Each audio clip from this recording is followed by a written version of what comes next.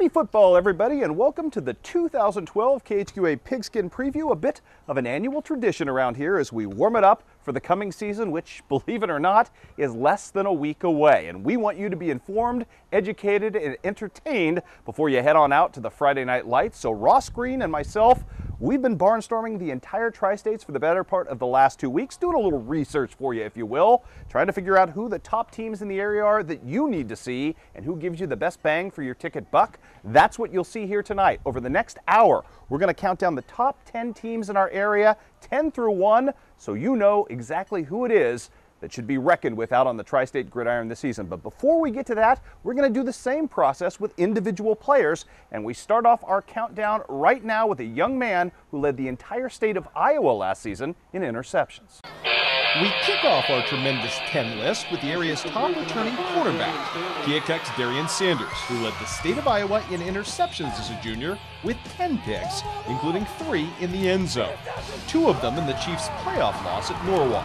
One of the state's fastest sprinters, Darian is expected to see a major boost in workload on offense after posting nearly 400 yards in receiving a year ago. South Shelby's Wes Meffert earned all-state honors from both the Missouri Sports Writers and Coaches Associations for his efforts on different sides of the football. At tight end, Meffert hauled in 36 receptions for 704 yards and 7 touchdowns. As a speed-rushing defensive end, Wes posted 94 tackles and a team-high 8.5 sacks for the Class 1 state runners-up. Keokuk fullback Trevor Roth rekindles his role as the Tri-State's premier power runner, a 220-pound sledgehammer who provided the ground component in the Chiefs' high-powered offense last season. Roth finished his 2011 campaign with nearly 1,500 ground yards and 15 touchdowns, chewing up turf at a clip of 8.5 yards per carry. We open a run now of impressive linebackers, starting with Monroe City's Blake Grice, who finished an all-state junior campaign with 144 tackles and 70 solo stops. The Panthers are planning to convert Grice to their primary feature back on offense this season as well, making him perhaps the most versatile weapon in the Clarence Cannon Conference. After sitting out half of the 2011 campaign due to broken ribs and a lacerated liver, Nick Wyman returns as the player of gravity on the Quincy Notre Dame roster. He will reprise his role as the team's cornerstone middle linebacker and is expected to merit a heavy workload at the fullback position.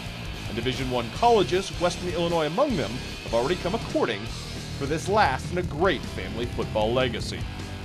The Tri-State's hardest working tackler, Brett Taylor, is coming off a junior campaign that saw him post 172 total stops in 2011, a mind-numbing clip of nearly 16 per game.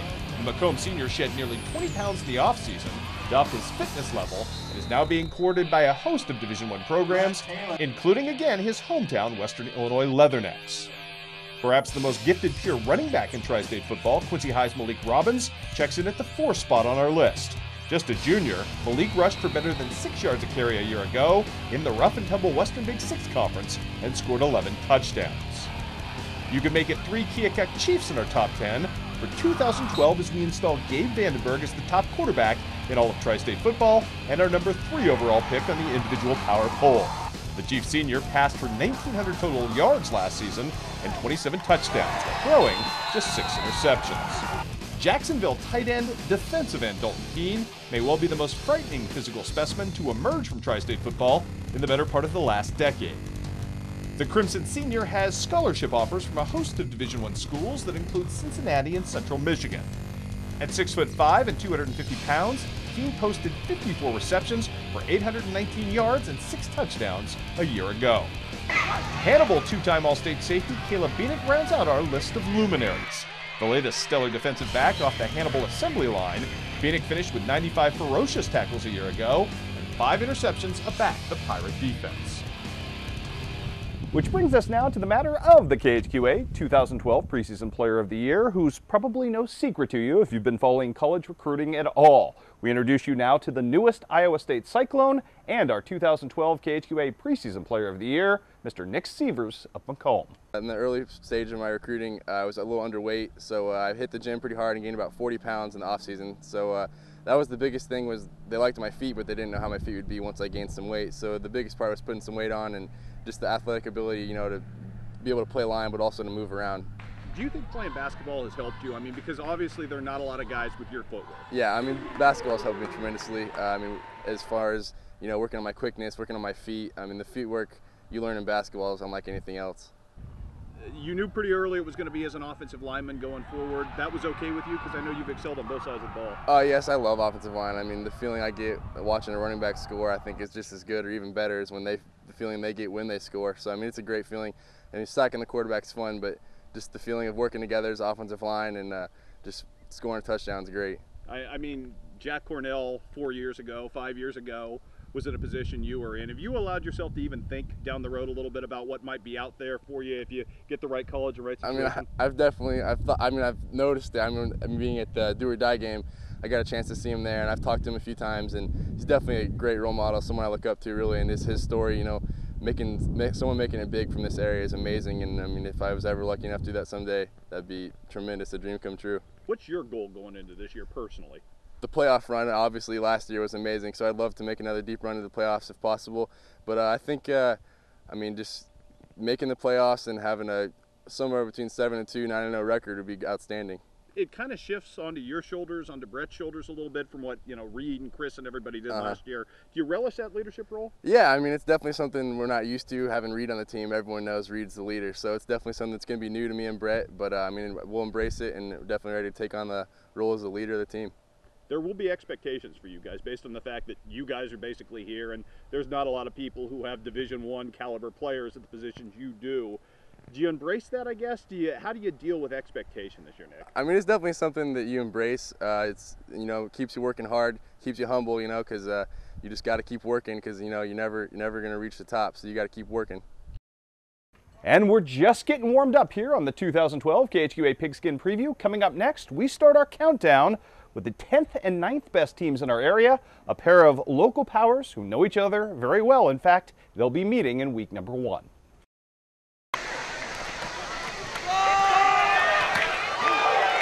Well, Caleb Bienick's definitely one of the better ones we've ever had here.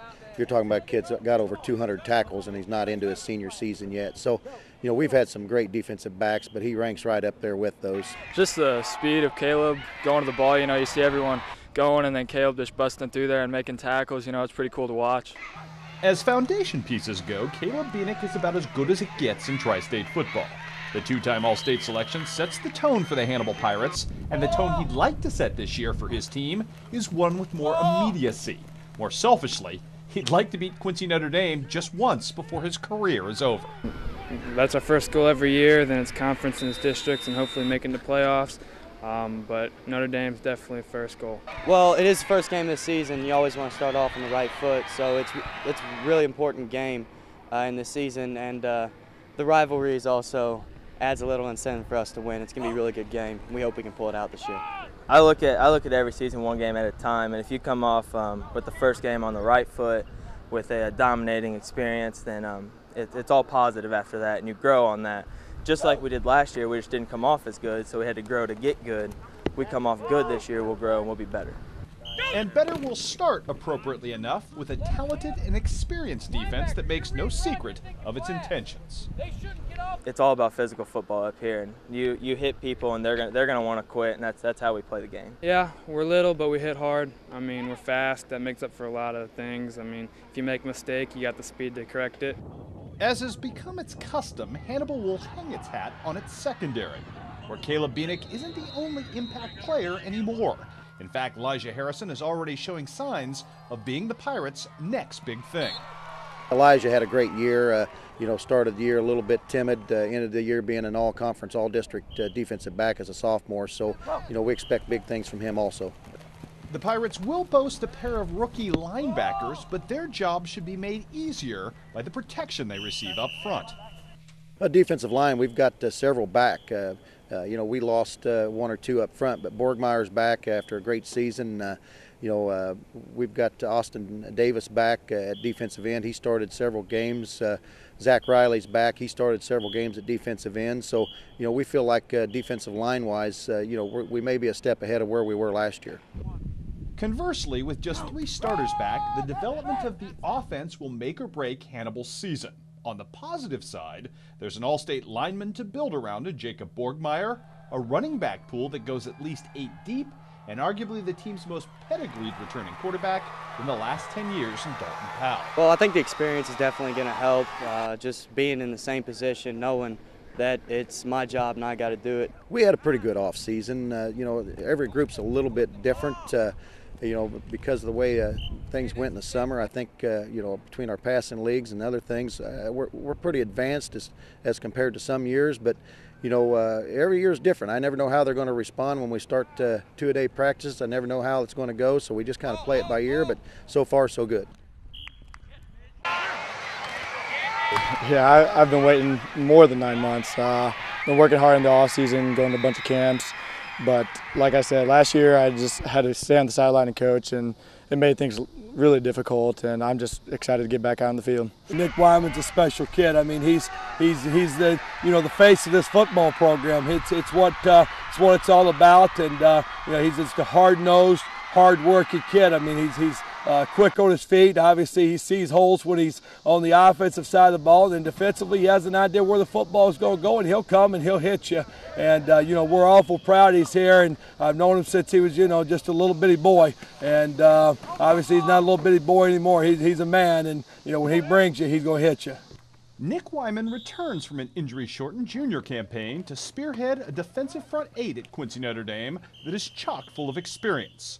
Granted, it may not look as physically imposing as Q&E lines of the recent past, but these are guys who are eager to compensate.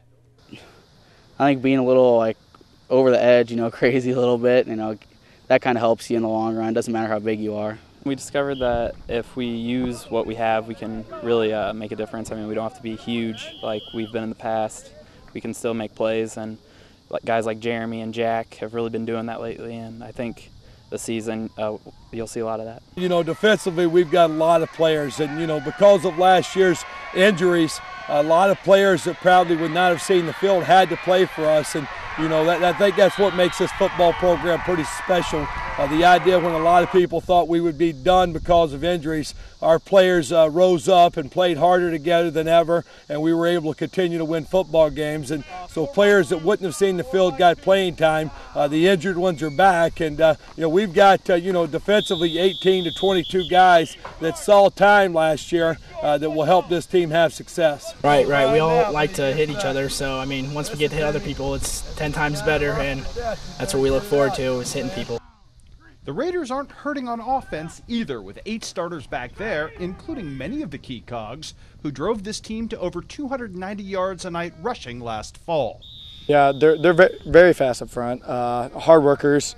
They work good together. They've been playing for a long time together at the YMCA, and I like what we got up front. I feel comfortable running behind them. We're a pretty quick backfield, but we also have power, and we can go out and pass routes, we can run the ball, we can pretty much do whatever from our main 3 backs.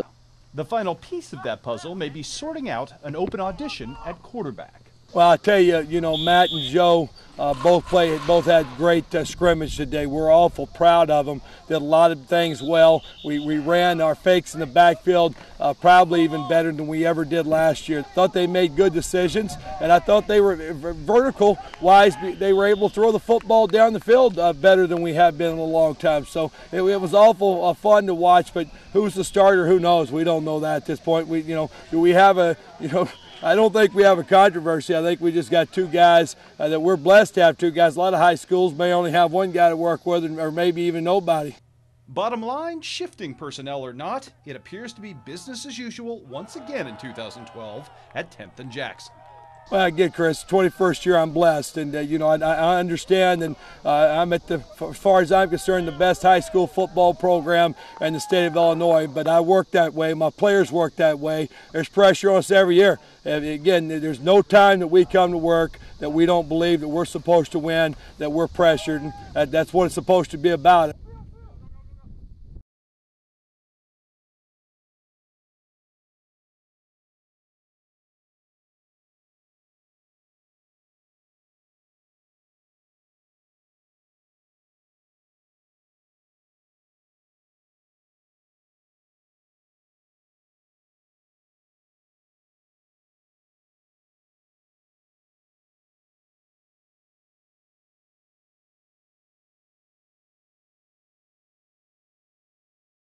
And welcome back, everybody, to the 2012 KHQA Pigskin Preview. Our countdown is well underway. We're now at the number 8 team on our countdown, a squad that has the rare luxury of starting not one but 2 Division I college recruits right next to each other on the offensive line. Right, working with Nick and Brett has really been a privilege. Those 2 D1 athletes really carry this line, and I expect us to do really well this year. The nice thing is we got Brett and Nick on the same side, and it's a luxury that we've never had at Macomb High to have 2 linemen like that. As anyone with access to a college football recruiting website can attest, where the Macomb Bombers are really good, offensive line, defensive end, and yes, middle linebacker. The motor never quits running, and that's the nice thing about Brett. Last year I saw him get knocked down 2 times and get back up and make the tackle, and that's what makes him a great inside linebacker. No one in Tri-State football is any better, but this is, after all, an 11-man game. And great as they are, Brett Taylor and Nick Sievers take you only so far. Macomb has serious questions to answer going forward, starting at quarterback, where the team is set to employ Jacob Poor, the program's first freshman starting signal caller since Phil Bradley. As coaches, we made this decision, and I would say it's not about Jacob Poor being the best quarterback that we have in the program, but it's about where we got to utilize the other players. And, we've always been a program that we like our quarterback to do nothing but play offense. The other guys that are, vying for that spot, we're going to probably be defensive starters. We're probably going to be on every special team. So we're looking at reps where we're going to put our best athletes on the field. It also bears mentioning that the Bombers graduated arguably the best 1-2 running punch in Tri-State football, in 1,000-yard fullback Tyler LaFortune and your reigning KHQA Player of the Year, tailback Chris Jackson, leaving some very sizable shoes to fill. Everything I do, everyone's going to be looking at me and comparing me to Chris, and it's going to be definitely a big challenge to fill his shoes. And with Eli too, he has to fill Tyler LaFortune's shoes, who definitely wasn't a pushover. So it's going to be a tough season, and hopefully we can produce. Our running backs will do just fine. They're speedsters, and they can get around the edge, and they can produce yards, and I think they'll have a great season. Replacing those seniors that we lost, losing Matt Laver, Chris Jackson, Tyler LaFortune, I know Eli and Jared are going to step up and do well for this team. Those transitions should be made easier by the return of that veteran offensive line, and as well by a safety net defense that brings back 5 very accomplished starters. Our defense, everyone wants to hit on the team, and we just want to get after it, and people know their responsibilities. And the D-line will take up double teams this year, and they'll just let the linebackers run freely, and our D-backs have improved greatly. We're definitely experienced now. Last year we had a lot of juniors step up who hadn't really played at the varsity level, and this year we have a lot of returning starters, so definitely should help out with that. For whatever question marks remain in play, expectations are very high in Macomb. And with a little luck in the health department, the Bombers could well deliver. It's definitely nice to have that kind of swagger whenever we come into a play game, but it's definitely going to be hard to try to fill those shoes and produce. We cannot have any injuries, and we got to get everybody healthy. We got some kids banged up right now, and we get kids healthy. I think we're going to be a pretty good football team. Down, ready to go. Got everybody ready to play. Obviously, last year wasn't as good as we wanted it to be. This year, we're going to be I think we're going to be a lot better. Going 5-5, that left a really bad taste in our mouths, and we really don't want to do that again. There is a trophy case full of reasons why Illini West typically doesn't tout its moral victories. But last fall, the Chargers did indeed craft one, pulling themselves out of the worst program tailspin in 15 years to salvage a playoff berth. That may not seem like a win by Illini West's lofty title standards, but it might also serve as a reminder that the glory days are not so far gone.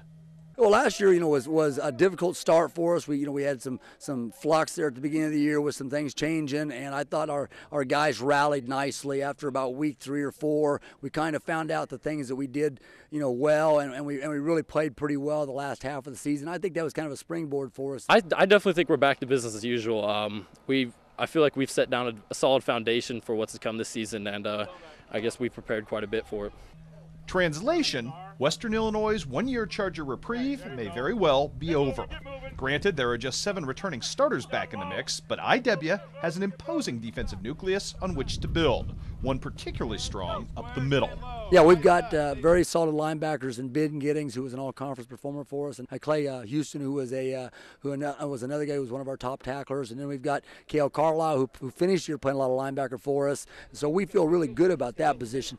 I think our defensive linemen, besides, of course, Clay and Ben coming back, that's great. And then we have Braxton coming back at a sophomore. Oh, he was a sophomore last year at nose guard, going to be a junior, and he brings great intensity. Oh yeah, definitely. I mean, a better lineman makes a better linebacker. That's what I think, and that's what coaches think. We've got a lot of pieces up front. We like the guys we've got up front. They're more athletic than they were last year, so we feel like that's going to be a group that maybe can do some things. And our secondary, we lost, some guys back there, but we feel like this group's got talent, and it's just a matter of us putting the pieces in place.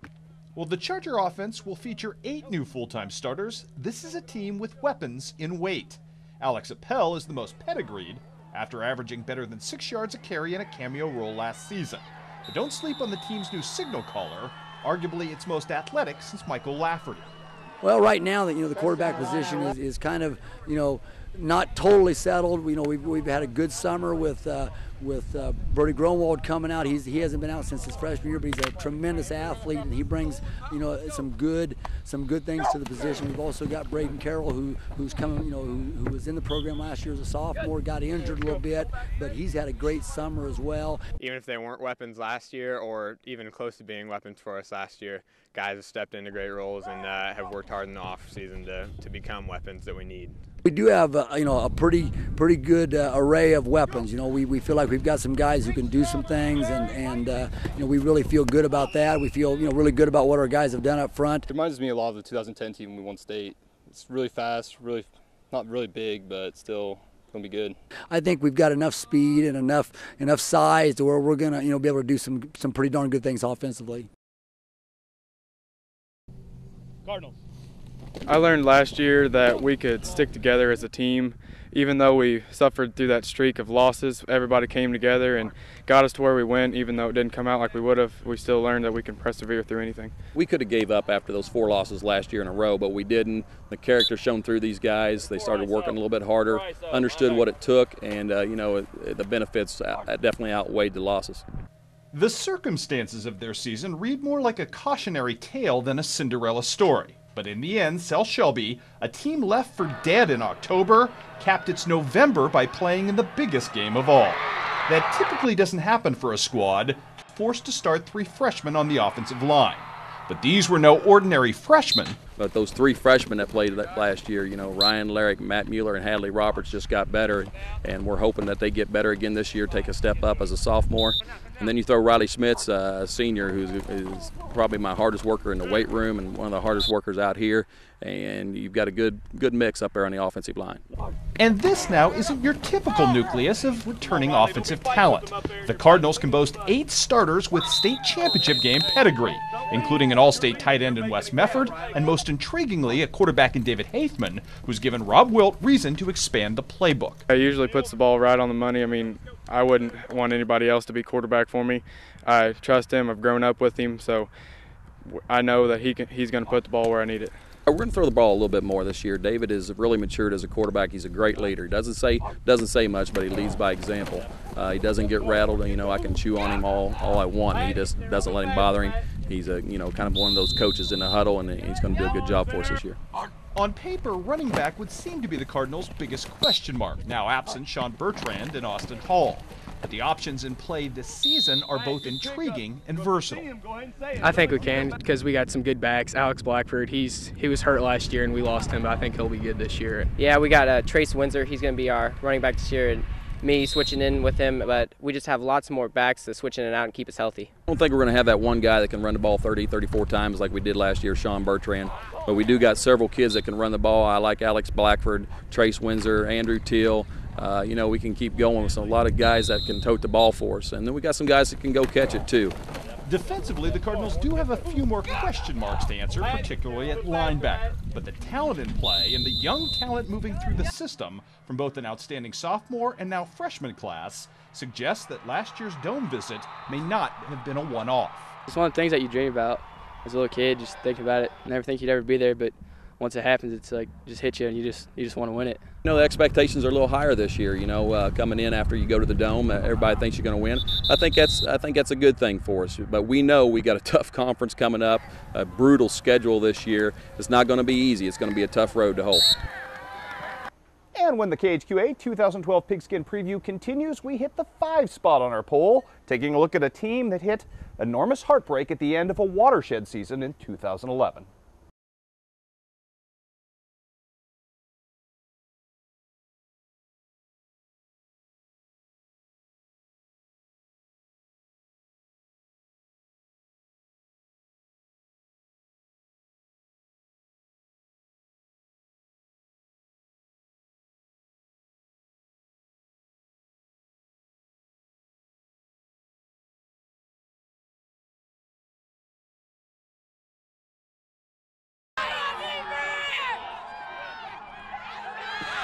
Articles hanging up in our weight room from the Quincy Herald Whig. And we looked at it all off season, and it motivated us as coaches to put in the best off season we've had in our kids. And we created a summer competition, and we called it the No Excuse League. And our kids battled all off season, and it's been their motivation from the beginning. And now it's an opportunity that we can put it on the field. And you know, we've talked and we've worked in the summer, and now we got to put it out there in the fall and see how the chips are going to fall. Talk about casting a pall on an otherwise flawless season. Central Southeastern's 2011 campaign produced a perfect record, a West Central Conference championship, a Player of the Year winner, and an almost perfect storm of goodness until that gut punch in November, courtesy of Williamsville.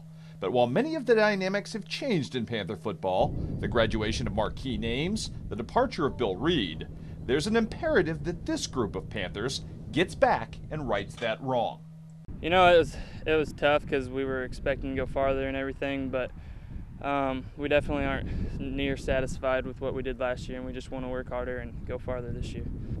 A mission that will start with a new lease on life in a new conference, the WIVC North. We knew when we were going into this conference that we were going into one of the best 1A conferences in the state, and you know, our goal is to come in and add something, maybe a new dimension, some better competition into the conference, and collectively make the conference better to the point that when anyone out of this conference makes the playoffs, they're going to be well prepared. I'm expecting that they're going to be good. I mean, they're not going to just back down for us or anything, and we're going to come in with a lot of intensity and, you know, just bring everything we got to them. No, I don't think they'll lay down, but I think we just need to go in there and need to show them what we're about and just run the ball down the throat. I know what you're thinking. Given who the Panthers graduated in the running back department, can CSE still ground and pound to the degree that they did a year ago? Returning one of the area's best and most veteran offensive lines certainly can't hurt. It's going to be really good. I mean, we're all huge. I mean, there's like 3 of us over 250 pounds. I mean, we're fast. We're going to be a good line. You know, last year, if maybe we had one weakness, we did have some youth on our offensive line with some injuries, and then, you know, with some people not going out, and those guys got a year under their belt, and then a whole off season of strength and speed, and they really transformed their bodies, and we're excited about what we have up front, and I know our backs are excited about being able to run behind those guys. And those same backs are thrilled to fill some sizable shoes. While they didn't get many opportunities last fall, Dalton Hubner and Douglas Weiss did average 8 and 9.5 yards per carry, respectively. Me and Doug we're gonna step in and we're gonna bring everything that last year's backfield brought, and we're not gonna miss a beat from last year. You know, the names of Nate Knuffman and Garrett Kestner and Austin Dormeyer out of our backfield. You know, a lot of great kids there, but you know, we talked to our guys a little bit this morning that, you know, these guys have kind of always been in the background, and now it's their time to shine. You know, Dalton got 50, 60 carries last year. Douglas Weiss hasn't really had an opportunity. He's kind of been stuck behind some pretty good talent, but he's been a 2-year starter on defense already, and he's ready to break out. And then, you know, Seth being hurt last year, he had a good run going there for the first 5 weeks, so we expect big things from him. And then a sophomore in Bobby Keltz, who probably rushed for more yards than anyone in our whole program last year at the younger level, so we're excited about what we have in the backfield. It was awful. I mean, after all the hard work I put in, and then just being like getting a knee injury and then having to sit out and watch Jonah, the backup quarterback, do it all, it was just horrible. By trade, defense is Brad Dixon's specialty. He sees great potential for a more athletic unit there this season as well, which may mean breaking up one of the Tri-State's stingiest secondaries in the offing. I think up front we're definitely going to be bigger than we were last year and stronger up front, which will allow us to do some other things at linebacker. I think we're moving up some very athletic kids that have made a lot of plays in space in the defensive secondary into the linebacking core. Our biggest question marks probably in our secondary.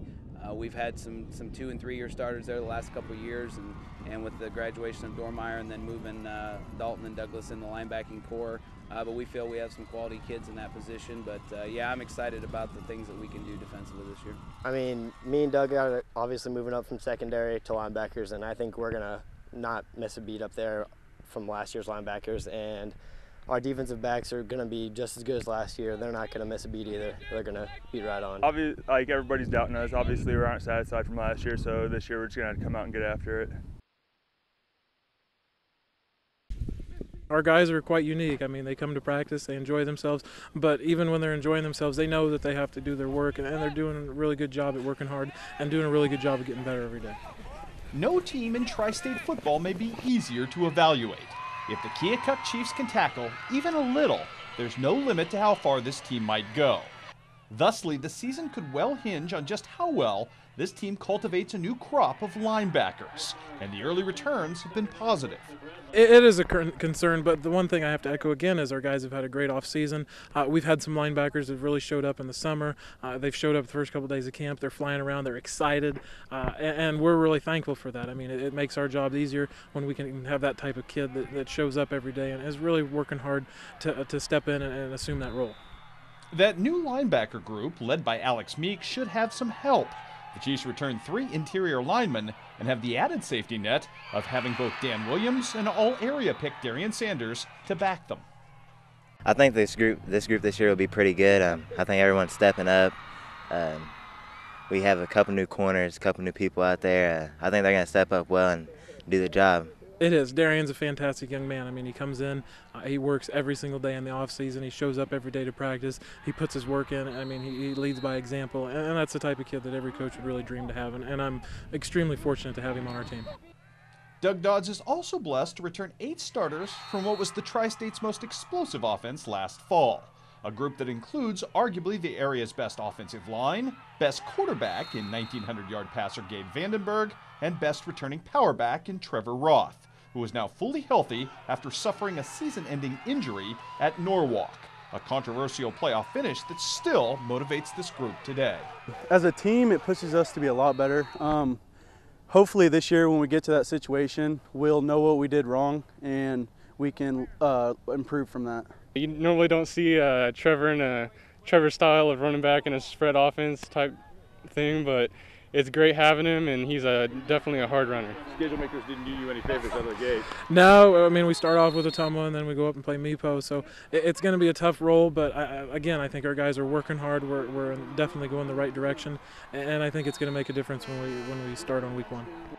Still to come right here on the 2012 KHQA Pigskin Preview, we break down the top 3 teams on our power poll to start this season, beginning with a squad that might be talent-wise better than anybody we've seen in the last decade. Their story comes up next.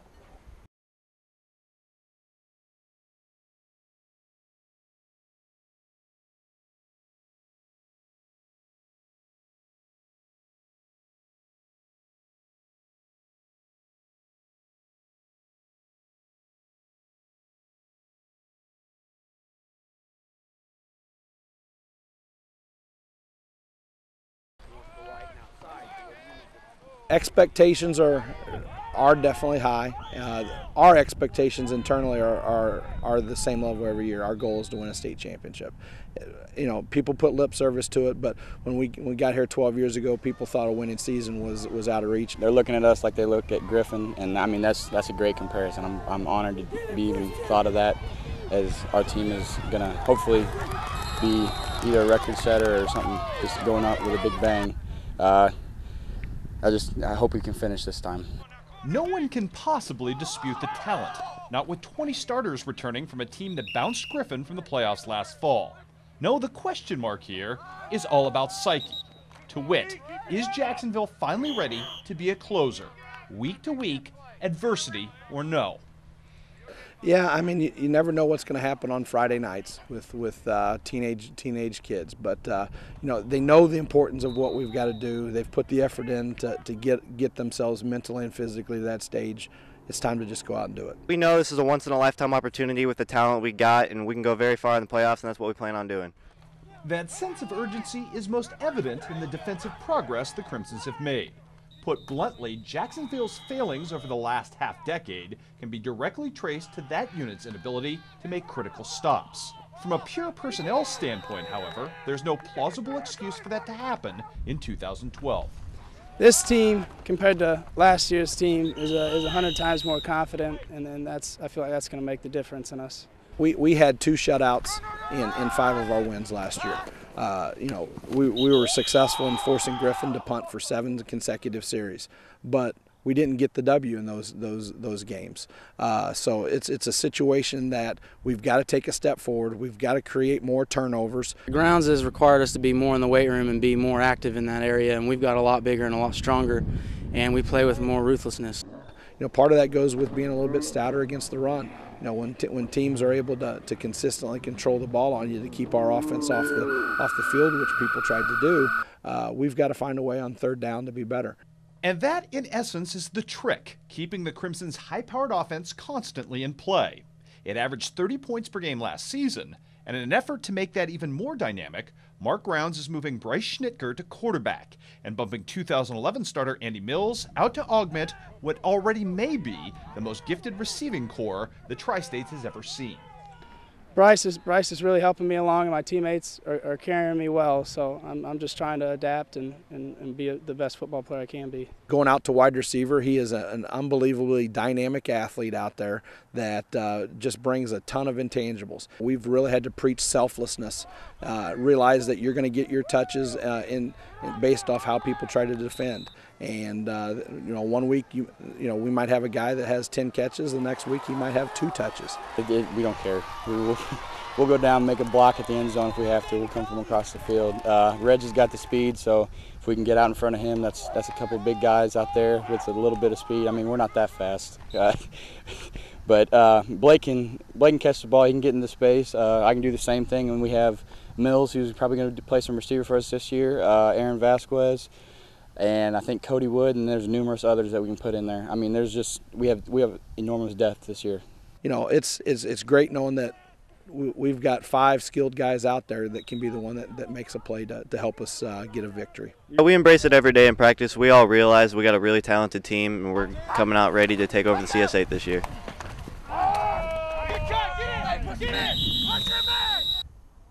Well, there are now just 2 teams left to fill out the top of our KHQA Pigskin Power Poll. We'll introduce you to the Killer C's coming up next.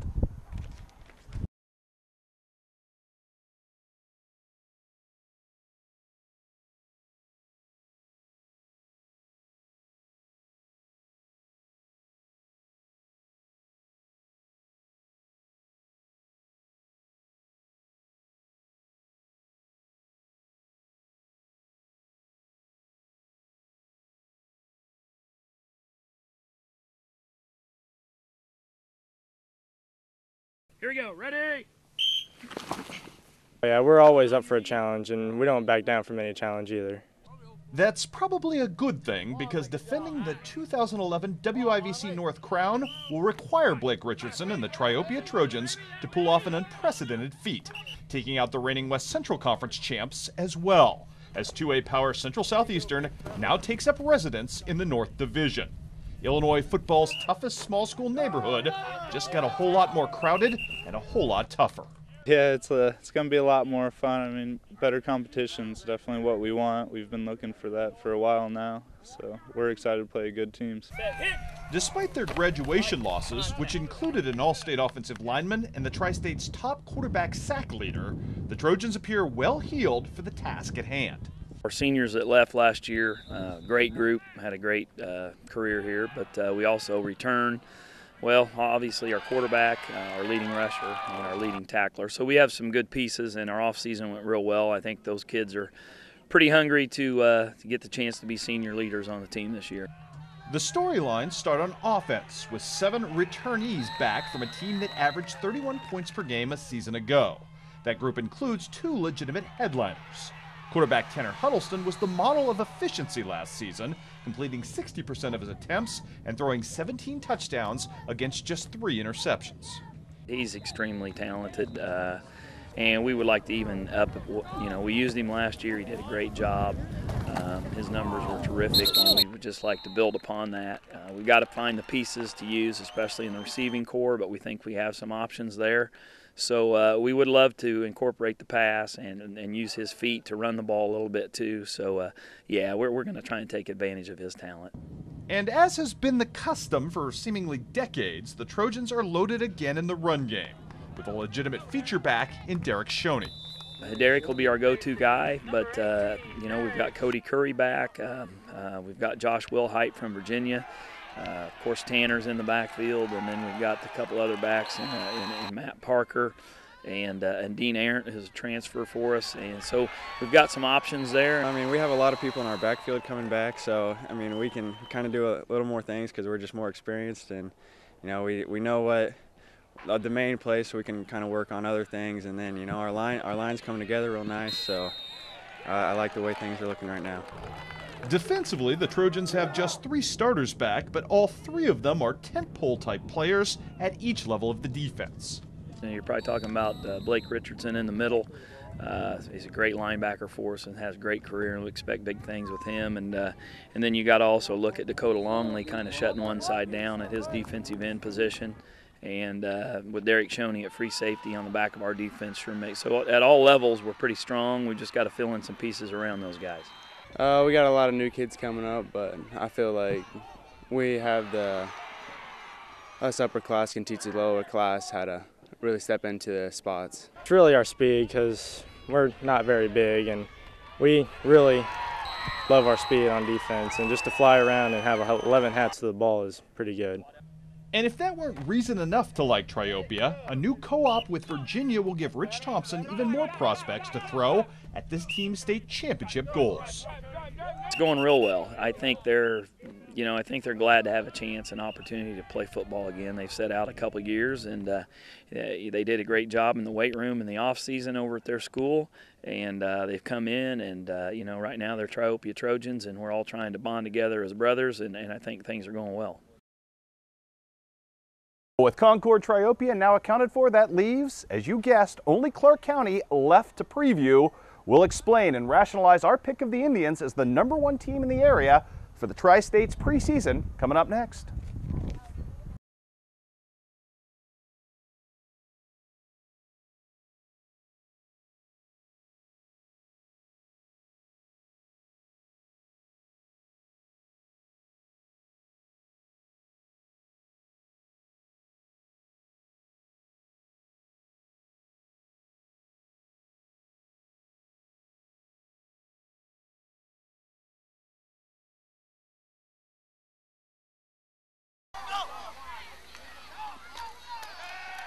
I mean, that was a hard loss, and we always have that in the back of our head, and we do use the energy from that to push ourselves, and we just don't want that to happen again.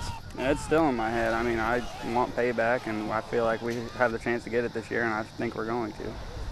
Clark County may have come up ever so short in its bid last fall to end Centralia's Cannon Conference stranglehold. But with 15 starters back, the Indians may well be the most viable threat yet to the powerhouse Panthers. Ironically, Clark may even steal a page from the Earl Bennett playbook to get that done, at least when it comes to quarterback play.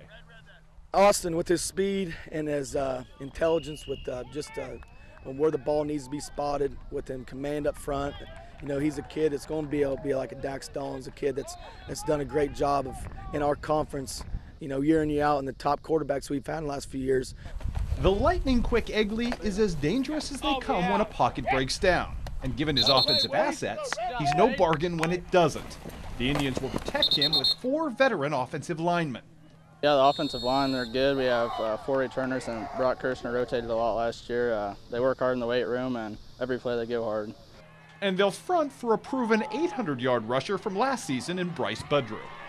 He's going to be a kid that's going to be carrying a lot of that load with Austin, and he's done a great job in the weight room. He does a high weight attendance, and he knows what his strengths and weaknesses are, and he'll be one of our better backs we've had here in quite some time. A flashy, high-powered offense is one thing, but the real reason we value Clark County this highly is its ability to dictate game flow with defense. The Indians return 8 starters there, 7 of whom posted more than 50 tackles a year ago. But it's not just what the Indians do, it's how they do it, with a scheme that's as advanced as any you'll see at this level. Oh yeah, there's our blitz scheme and everything. You just got to know how to remember everything, and it gets challenging after a while because he changes things up. But it keeps the offense on your toes, and it keeps the defense excited to want to play out there. They don't have to, oh, we're running the same defense, we're running the same thing every time. Changes it up. Our linebacker core, Bryce Budrew, Ryan Hunsaker, Lincoln, Jake Trump is going to be a sophomore kid, is going to step in, and Bryce Bertelli. We got some aged kids in there, but we got kids like Lincoln has done a great job of maybe not starting and playing a lot last year, but really honed into that position, and really has taken ownership and being a leader out there like we expect him to be. And that pays tribute to the kids that we've had here before, like Dalton McCarty. Yeah, always go 100%, and they do really good at, you never have to worry about a pass going across the center because they're always there, and they really can penetrate in after our linemen penetrate, and they really know how to get to the ball. Expectations for you guys are kind of through the roof. I mean, is that a good thing? Yeah, we try to not let it get to us. We just go out and compete, and that's the least you can do. And just play hard every play and hope for the best. It's a great opportunity when a coach can come in and they have great players they can coach, and that's when the position we're in. But we have to, treat it week by week. And yes, we have a good chance of being successful, but we have to reach a potential each and every week. And us coaches got to grind each and every week. And hopefully good things happen. And the same approach applies. We just take it one week, one game at a time, and one day when it's all said and done. And hopefully that we can do that. And by the end of the year, if everything puts itself into place, we'll be successful. There you go. Good job, kid. So there you have it. We went out on the limb and picked Clark County as the #1 team in the entire tri-state area preseason going into the season ahead. But as you well know, there will be twists, turns, surprises, subplots. That's what makes this time of year great and my favorite time of the year. And of course, KHQA will be all over the place covering it for you under the Friday Night Lights. Myself, Ross Green, with all your highlights on Sports Final, extended coverage every Saturday on Overtime, and of course, Duerisms at ConnectTriStates.com, where a little later this week, you will find our breakdown not only of the 1 through 10 in our area, but 1 through 39 of all the area teams as we rank them top to bottom going into the year. Hope you have a great season, everybody. Stay healthy. And remember, we'll see you out there underneath the Friday Night Lights. Happy football, everybody.